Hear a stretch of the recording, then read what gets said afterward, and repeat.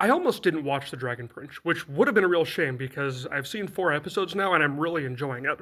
But I almost stopped after episode 1 because it reminded me a lot of another animated series that had really disappointed me in the past. See, the first episode opens with this prologue, all about the world and the magical creatures. There's a lot about the magic system, and they also talk about the Dragon King and how humans killed him. If this isn't the Dragon King, I apologize. And it also talks about how humanity discovered this new form of magic which the establishment considered to be evil.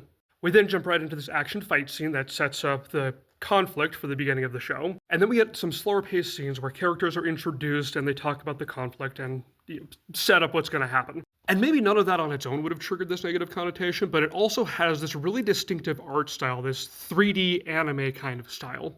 A style that I've only ever seen in one other show, which is RWBY. And I have complicated feelings about this show because I really want to like it, and sometimes I do, and then other times I really don't.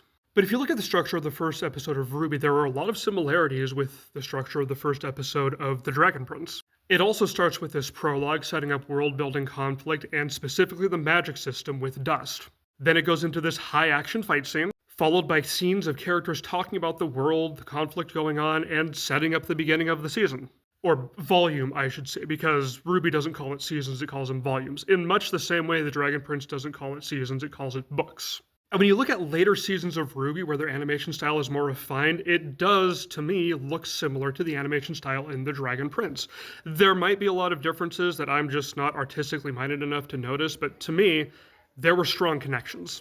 And so unfortunately, a lot of my complicated feelings about RWBY just carried over onto The Dragon Prince. Now, like I said, I did keep watching for a few more episodes, and I am happy to see that it seems a lot more solid in terms of narrative than RWBY was. So I am excited to see what happens next. But all this goes to show that when you're creating media, there can be unfortunate connections that your audience makes. And that's just sort of how it goes.